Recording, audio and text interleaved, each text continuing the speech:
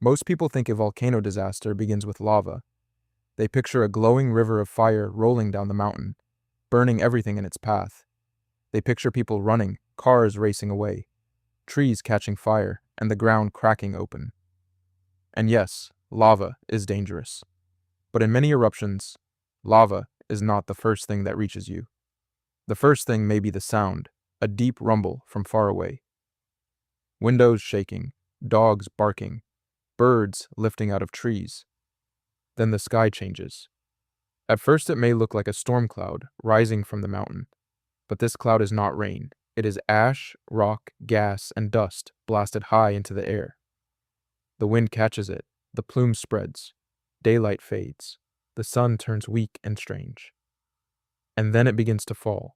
Gray powder on the road, gray powder on the roof, gray powder on your car, your garden, your water tank, your clothes, your skin, your windowsill.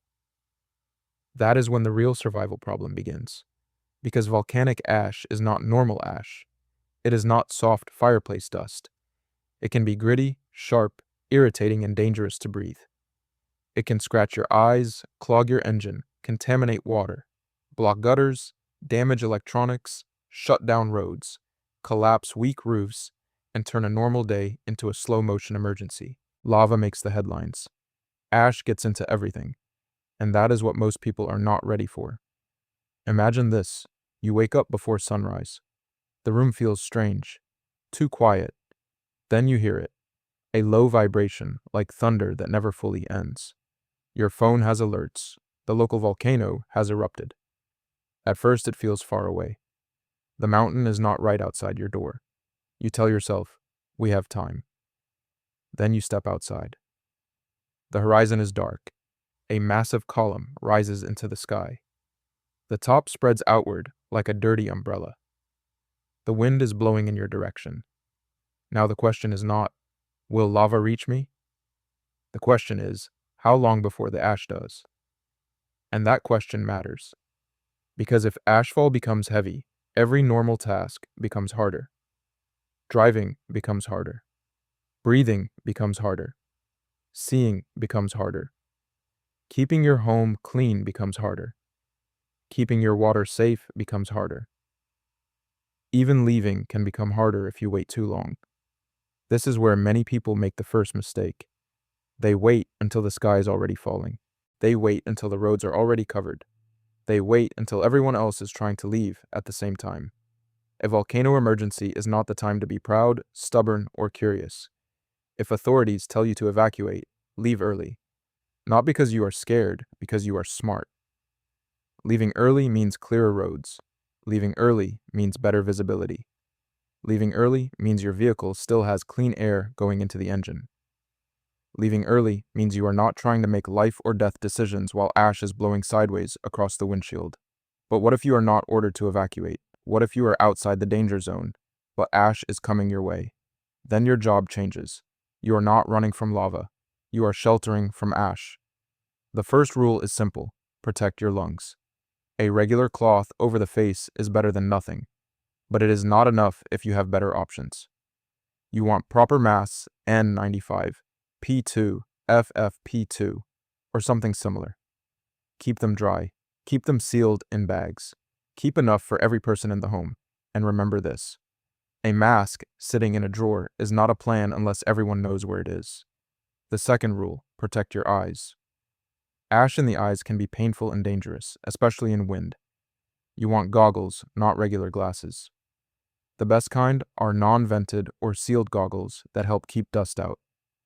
If the ash is falling, do not stand outside watching it like it is snow. It is not snow. It is volcanic material. The third rule: keep ash out of the house. Close windows. Close doors. Shut vents when safe to do so. Turn off fans that pull outside air into the home. Use towels, tape, plastic sheeting, or cloth to reduce gaps under doors and around windows. If you have pets, bring them inside. If you have water containers outside, cover them. If you have solar panels, outdoor tools, generators, vehicles, or electronics exposed, protect what you can before the ash gets heavy. But do not risk your life trying to save equipment. A generator can be replaced. Your lungs cannot. Now let us talk about your vehicle. In a lot of survival thinking, the vehicle becomes the hero. The truck, the SUV, the bug-out car, the escape machine. But volcanic ash can turn that hero into a liability. Ash can reduce visibility so badly that headlights bounce back at you like fog. Roads can become slippery. Other drivers can panic. Ash can clog air filters. It can get into moving parts. It can damage engines. And every vehicle that drives through ash kicks more ash into the air. So if you are told to evacuate, go early. But if ashfall is already heavy and you are not in an immediate evacuation zone, driving may be one of the worst choices you can make. Sometimes survival is not movement. Sometimes survival is staying sealed, staying calm, and waiting for the right instructions. Now look at your home. During ashfall, your house becomes more than shelter. It becomes your filter, your safe room, your breathing space. But ash has weight. Dry ash is bad enough. Wet ash can become extremely heavy. If ash builds up on a roof, especially an older or weaker roof, that weight can become dangerous. Flat roofs, weak structures, gutters, awnings, sheds, carports, all of them can be stressed. This is why volcano preparedness is not only about a go bag, it is about knowing your structure. Where would ash collect? Where are the weak points? Where are the vents? Where are the gaps? Where would you move your family if one side of the house became unsafe? Preparedness is not panic. Preparedness is looking at your home before the emergency and saying, where would the problem start? Now let us talk about water. Water is one of the first things people take for granted. The faucet works until it does not. The tank is clean until ash gets into it. The rain barrel is useful until the sky starts dropping volcanic dust. If you live near volcanic risk or even downwind from one, store clean water before anything happens. Not after the alert, not after the ash begins. Before. Keep water sealed. Keep containers covered. Do not leave drinking water open. To the air during ashfall, and if you depend on outside water storage, think carefully about how you would protect it. In a normal storm, rain is the problem. In an eruption, the sky itself may become the contaminant. Now let us build the kit, not a fantasy kit. A real volcano ash kit. Masks for every person. Goggles for every person. Gloves, long sleeves, sturdy shoes. Plastic sheeting, tape, trash bags. Stored water, flashlights, battery bank, radio, medications, pet supplies, a broom or shovel for careful cleanup. And if you own a vehicle, spare air filters may matter more than you think. Also, keep important documents ready. Identification, medical information, emergency contacts, cash, copies of papers in a waterproof bag. Because in a disaster, you may not have time to search through drawers. You may have only minutes to move. Now here's something else people forget. Volcanoes do not only create one danger, they create layers of danger. Ashfall, poor air, road closures, power problems, water problems, communication problems, crowded evacuation centers, stress, confusion, bad information.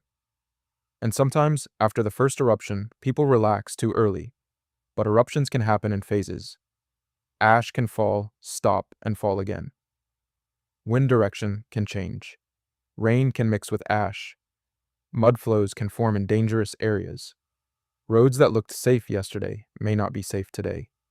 So do not treat the first quiet moment as the end. Treat it as a checkpoint. Listen for official updates. Check your supplies. Check your people. Check your animals. Check your air. Check your water. Then decide the next move. One of the strongest survival skills is not strength. It is patience under pressure.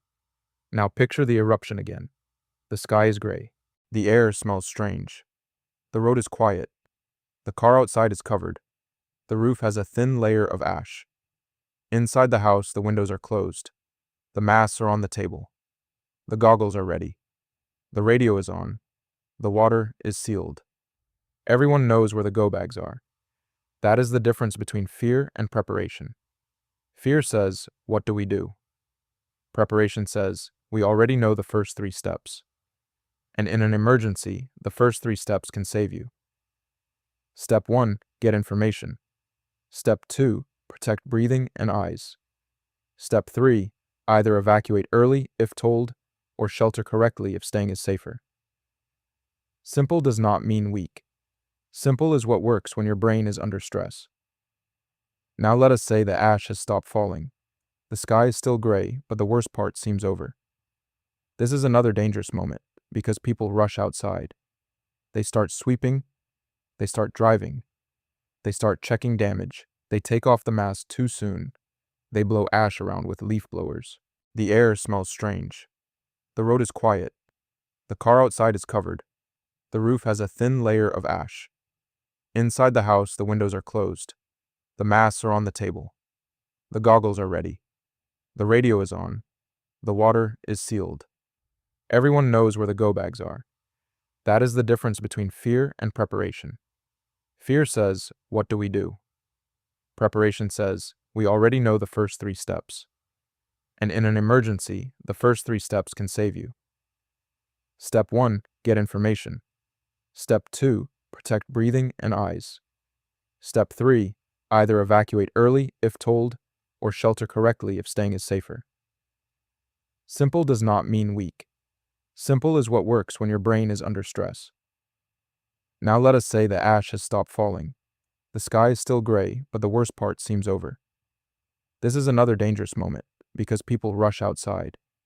They start sweeping, they start driving, they start checking damage, they take off the mask too soon, they blow ash around with leaf blowers. Now let us zoom out. Why does this matter? Because volcano survival is not only for people living beside a volcano. Ash can travel far. Wind can carry the problem beyond the obvious danger zone. A community that never sees lava can still see ash. A farm can lose clean water. A town can lose visibility. A vehicle can fail. A family can be trapped indoors. A person with weak lungs can be in danger miles away from the eruption. That is why the lesson is bigger than the mountain. The lesson is this: do not prepare only for the dramatic version of disaster. Prepare for the version that slowly breaks the systems around you. The air, the water, the roads, the power, the shelter, the vehicle, the communication. That is real SHTF thinking, not panic, not movie fear, real-world readiness. Because when the sky turns gray, the question is not whether you are brave. The question is whether you prepared before bravery was required. So here is the final checklist. Know your volcano risk. Know your evacuation routes. Keep fuel in the vehicle when alerts begin. Store clean water. Keep masks and goggles ready. Protect vents and openings. Avoid unnecessary driving and ash. Bring pets inside. Listen to official alerts.